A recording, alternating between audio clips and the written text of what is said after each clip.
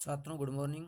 आज हम कक्षा 8 विज्ञान में छठा पाठ ज्वाला और दहन के बारे में अध्ययन कर रहे थे।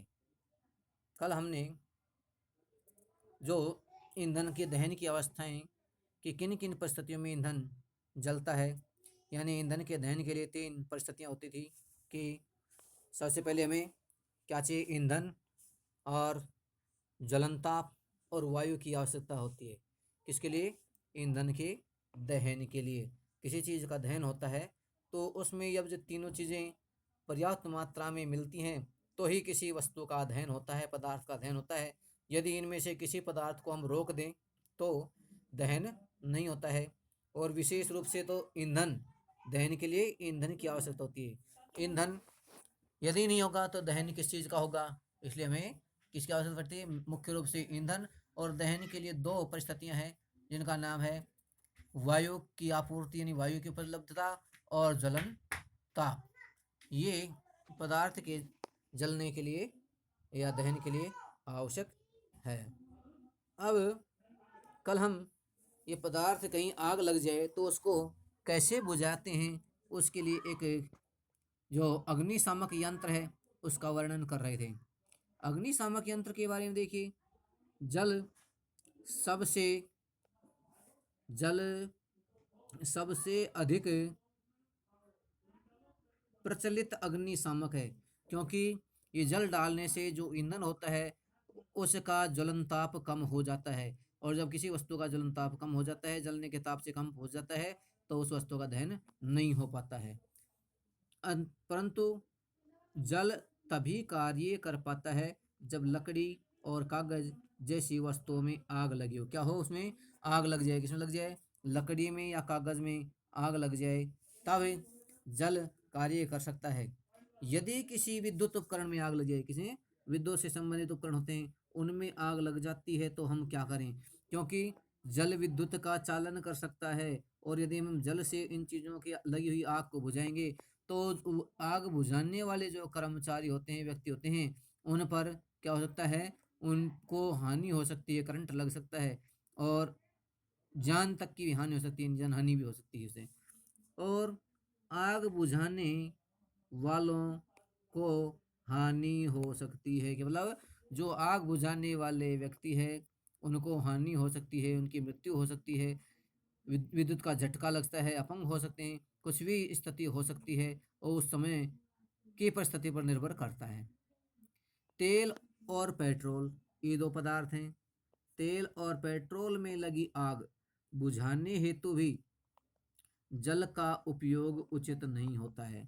हम जल का उपयोग करते हैं पदार्थ को, ज्वलन ताप है उसको कम करने के लिए, और वायु का जो प्रवाह है, वायु की जो आपूर्ति है, उस आपूर्ति को उन पदार्थों तक नहीं पहुंचने देने के लिए ये जल है ऐसी परिस्थिति उत्पन्न कर देता है। यानी इसको जैसे हम ईंधन पे जल डालते हैं तो उससे जल वाष्प उत्पन्न होती है, और वह जल वाष्प ईंधन के चारों ओर एक प्रकार का आवरण बनाती है, जिससे वायु उस पदार्थ तक दहन ईंधन के दहन तक नहीं पहुंच पाती है, और आग बुझ जाती है, यानी आग शांत हो जाती है।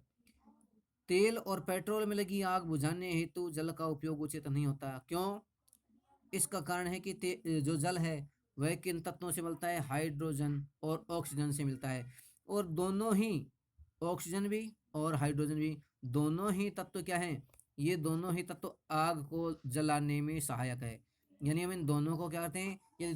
यदि ये दोनों पदार्थ हैं, ये दहन के लिए आवश्यक है। ये मान लीजिए कि आग को और तीव्र मात्रा में ये जलाते हैं।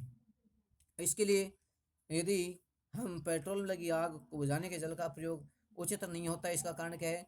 जब हम पेट्रोल और डीजल की आग को बुझाने के लिए हम जल का प्रयोग करते हैं तो जल वाष्पित होकर गर्म होकर के यह अपने अणुओं में बदल जाता है, यानी हाइड्रोजन में और ऑक्सीजन में परिवर्तित हो जाता है। ऑक्सीजन भी ज्वलनशील है और हाइड्रोजन उससे भी अधिक ज्वलनशील पदार्थ है, यदि दोनों ही ज्वलनशील है। तो जैसे ये अपने अणुओं में विभक्त होते हैं तो ये आग को और अधिक तेज कर देते हैं, भभका देते हैं, अग्नि को तेज जलने में सहायता उत्पन्न करते हैं। इसलिए हमें इनमें लगी तेल जो आग है उनको लिए भी हम किसका जल का उपयोग उचित नहीं होता है। जल के उपयोग के लिए देखिए क्या दिया है, जल तेल से भारी होता है। जल क्या होता है, तेल से भारी होता है, अतः यह तेल के नीचे चला जाता है।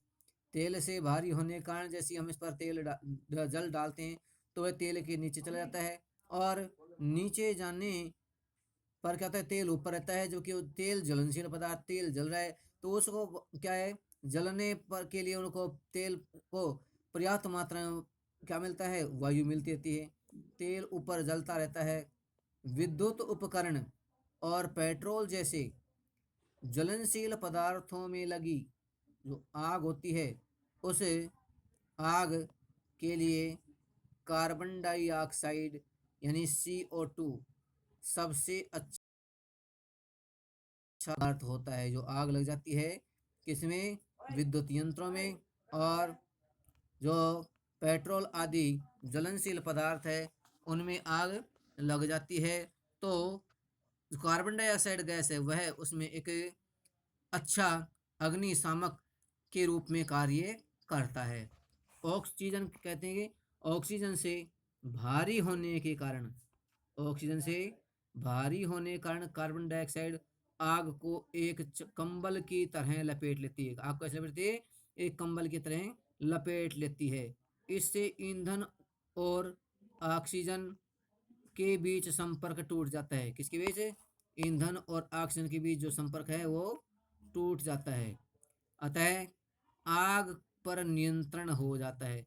जब कंबल की तरह से जब वो लिपट जाती है ईंधन पर, तो क्या है, ऑक्सीजन पर्याप्त मात्रा में नहीं मिल पाती है, और कार्बन डाइऑक्साइड का लाभ यह है कि सामान्यतः इससे विद्युत के उपकरणों को कोई हानि नहीं पहुंचती है, और जो उपयोग करने वाला व्यक्ति होता है, आग बुझाने वाला व्यक्ति होता है, उसको भी कोई हानि नहीं होती है।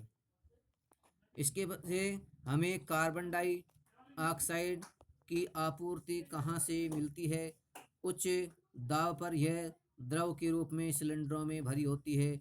जैसे कि हमारे सिलेंडरों में LPG गैस भरी होती है, और जब हम उसको खोलते हैं सिलेंडर के, उसके जो रेगुलेटर से हम उसको गैस को थोड़ा खोलते हैं, तो क्या होता है, उस गैस को खोलने पर उसमें से जो द्रव रूप से जैसे ही इसका दाब कम होता है, यह गैस रूप में परिवर्तित होकर के बाहर आती है।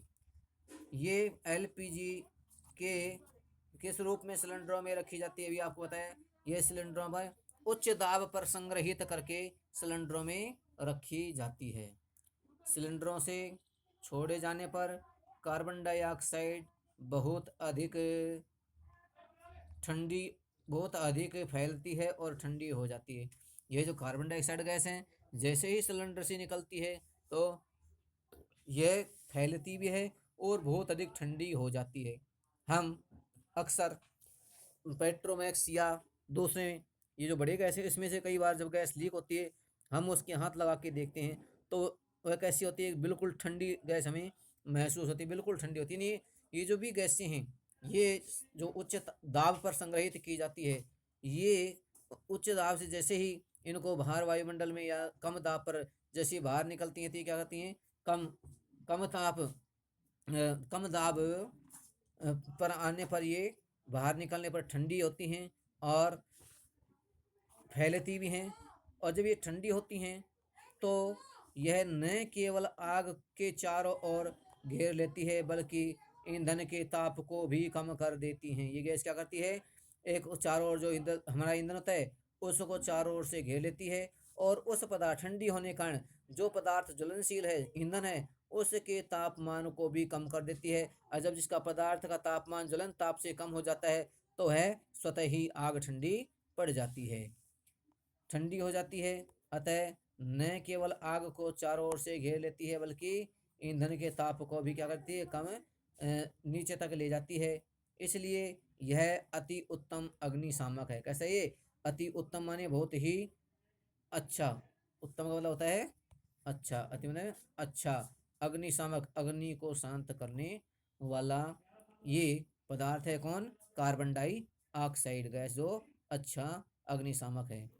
CO2 प्राप्त करने का एक दूसरा तरीका सोडियम बाइकार्बोनेट, इसे बेकिंग सोडा कहते हैं, या पोटेशियम कार्बोनेट जैसे रसायनों के पाउडर का भारी मात्रा में छिड़काव किया जाता है। कहते हैं भारी मात्रा में उनको छिड़कते हैं, तो छिड़कने से ये क्या होता है, छिड़कने से ये आग इन पदार्थों आग के निकट इन पदार्थों से बहुत सी कार्बन डाइऑक्साइड गैस निकलती है और ये आग को बुझा देती है, क्योंकि ये जैसे ही उत्पन्न होती है तो ये पदार्थ के तापमान को, ज्वलन ताप होता है, उसको कम कर देती है और उसके ऊपर एक कंबल की तरह से एक आवरण बनाती है, जिससे वायुमंडल से ऑक्सीजन का संपर्क इससे टूट जाता है और हमारा जो ये जो पदार्थ होता है वह जलना बंद हो जाता है। छात्रों, अपना ये अग्निशामक यंत्र का टॉपिक कंप्लीट हुआ। अब इसके बाद हम शेष कल अध्ययन करेंगे। धन्यवाद।